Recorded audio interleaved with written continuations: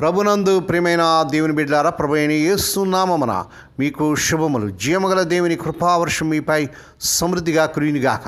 ఈ దినం అనగా డిసెంబర్ నెల 22వ తారీఖు 2025 సోమవారం హోలీ ట్రింటీ చర్చ్ మినిస్ట్రీస్ వారు అందించు అనుదినమన్న. ఈ దిన మన ధ్యానాంశం రాజులకు రాజు. దేవుని వాక్యం చదువుకుందామండి. మత్తయి సువార్త 2వ అధ్యాయం 1-2 వచనాలు. రాజు అయిన హేరోదు దినములందు యూదయ దేశ బెత్లెహేములో యేసు ప్రభువారు పుట్టినప్పుడు, ఇదిగో తూర్పు దేశపు జ్ఞానులు యెరూషలేమునకు వచ్చి, యూదుల రాజుగా పుట్టినవాడు ఎక్కడున్నాడు? తూర్పు దిక్కున మేము ఆయన నక్షత్రమును చూచి ఆయనను పూజింపవచ్చితమని చెప్పిరి. దేవుడు తన పరిశుద్ధ వాక్యమును దీవించునుగాక. దేని బిడ్డారు, ఈ క్రిస్మస్ దినాలు మీరు ఎలా ఉన్నారండి? మీ కుటుంబంలో అందరూ బాగున్నారా? ఎవరైనా అనారోగ్య స్థితిలో ఉన్నారా? హాస్పిటల్లో ఉన్నారా? ఎవరైనా సీరియస్ కండిషన్లో మీ యొక్క రక్త సంబంధులు కానీ మీ బంధువులు కానీ ఎవరైనా దేవుని బిడ్డారా మరి ఐసీయూలో ఉంచబడి ఉన్నారా? మీరే భయపడదు. దేవుని బిడ్డారు మీకోసం మేము ప్రార్థన చేస్తున్నాం. దేవుడు తప్పకుండా మీకు స్వస్థత, ఆరోగ్యం బిడ్డలకు దయచేస్తారు. మీ కుటుంబంలో ఎవరైనా మీ ప్రియులు గత సంవత్సరం ఉన్నవారు ఈ సంవత్సరం లేరని మీరు ఎంతగానో వేదనతో దుఃఖంలో ఉన్నారో, దేవుని బిడ్డారా దుఃఖపడవద్దు. ఒక దినాన మన ప్రియులను చూస్తామనేటువంటి గొప్ప నిరీక్షణ ప్రభు మనకి ఇచ్చాడు. దేవుని స్తోత్రం కలుగును గాక. సమస్యలు ఉన్నారా? బాధలు ఉన్నారా? మరి క్రిస్మస్ దినాలు పిల్లలకు బట్టలు కొనలేక ఇంట్లో ఆర్థిక ఇబ్బందులతో సమస్యలతో దేవుని బిడ్డ మీరు సతమతం అయిపోతున్నారా? బిడ్డల వివాహాలు కాక, ఉద్యోగాలు లేక దేవుని బిడ్డ భయపడొద్దు. ప్రభువారు మనకు వాగ్దానం చేసిన దేవుడు నమ్మదగిన వాడు గనక ఈ క్రిస్మస్ దినాలు ప్రభు తప్పకుండా మీ పట్ల కార్యం జరిగిస్తాడు. మీరు ప్రార్థన చేయండి, మోకరించి ప్రార్థన చేయండి. ప్రభు మీ పట్ల అద్భుతాలు, ఆశ్చర్యకార్యాలు జరిగిస్తాడు కనుక నిరాశపడకండి. దేవుని వాక్యంలో మనం చూసినట్లయితే రాజులకు రాజు లేక యూదులకు రాజు అయినటువంటి మన ప్రభు అయిన యేసును పూజించడానికి మరి ఆ జ్ఞానులు, తూర్పు దేశ జ్ఞానులు వచ్చినట్టుగా చూస్తున్నాం.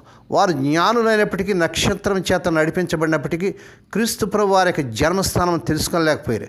కారణం ఆయన యూదులకు రాజు కనుక రాజభవనంలోనే ఆయన పుట్టిన తలంచి హేరోదు వద్దకు వెళ్ళారు. దానివల్ల జరిగిన నష్టం మనకు తెలుసు. దేవుడు సశరీరుడిగా ప్రత్యక్షమైనని 1 తిమోతి పత్రిక 3వ అధ్యాయం 16వ వచనం చూస్తున్నాం. మరో మాటలో చెప్పాలంటే ఆత్మస్వరూపి దేవుడు రక్త మాంసమును గలవాడే ప్రత్యక్షమయ్యాడు. ఆకారమును మార్పు కలిగాను.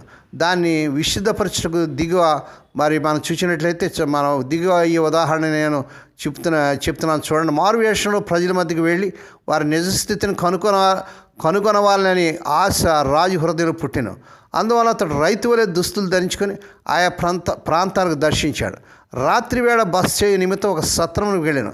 సత్ర యజమానుడు రైతు యొక్క దీనస్థితిని చూచి, ఎక్కడికైనా వెళ్ళి ఇక్కడ ప్రభుత్వ అధికారులు బస చేయించున్నారు, నీకు చోటు లేదని నిర్మోహమాటంగా చెప్పి ఆ రాజుగారు తరివేశారంటే. ఈ సంభాషణ కనిపెట్టి చూసిన ఒక అధికారి పరిగెత్తుకుని వచ్చి రైతు వేషంలో ఉన్న రాజు పాదాల మీద పడి, రాజా, మీరెంతో సమర్థవంతంగా మారు వేషం వేసుకున్నాను, మీ స్వరం మీరెవరని తెలియజేస్తుందా నేను. రాజు స్వరమును అంత శ్రద్ధగా కనిపెట్టిన అధికారిని రాజుగారు ఎంతగానో అభినందించాడు. రాజులకు రాజును, ప్రభువులకు ప్రభువు క్రీస్తు ప్రభు వారు కూడా భూలోకమునకు మారువేషంలో వచ్చాడు. ఆయన స్వకీయులు కూడా ఆయన గుర్తించలేదు, అంగీకరించలేదు. ఆయన స్వరం కనికరంతో కూడినదై కొండల్లో ప్రతిధ్వనించినదై ఉండెను. క్రీస్తు ప్రభు వారు ఇట్లా అన్నాడు, నా గొర్రెలు నా స్వరం వినును, నేను వాటిని ఎరుగుదును, అవి నన్ను వెంబడించినని యోహాను సువార్త 10వ అధ్యాయం 27వ వచనంలో చూస్తున్నాం. క్రీస్తు ప్రభు వారి యొక్క క్రియలు, ఆయన నోటి మాటలు ఆయనను రాజులకు రాజుగా తెలియజేయుచున్నాను. ఆయన చేసిన అద్భుతాలు, సూచక్రియలు ఆయన మహోన్నతుడైన రాజు అని ప్రకటన చేయుచున్నాను. పశువుల పాకలో జన్మించినను. క్రీస్తు ప్రభు వారి జననము రాజుల జననమే. ఆయన పుట్టుక యొక్క ఆధిక్యతను లోకమునకు తెలియజేయటకు దేవుడు విశేషమైన నక్షత్రం ప్రకాశింపజేశాను. తూర్పు దేశపు జ్ఞానులు ఒక రాజు ఎదుట సాగిలపడినటువంటి బాలుడైన యేసయ్య ఎదుట సాగిలపడినట్లుగా చూస్తున్నాం. దేవునికి స్తోత్రం కలుగును కాక. ఆ పశువుల తొట్టిలో ఉన్నటువంటి వారు ఆయన ఎవరంటే బాలుడే, కానీ ఆయన రాజులకు రాజు, ప్రభువులకు ప్రభు కనుకనే వారు జ్ఞానులు సాగిలపడి మరి బంగారం, సాంబ్రాణి, బోళము ప్రియప్రభువారు కానుకలుగా సమర్పించి ఆరాధించి తరించారు.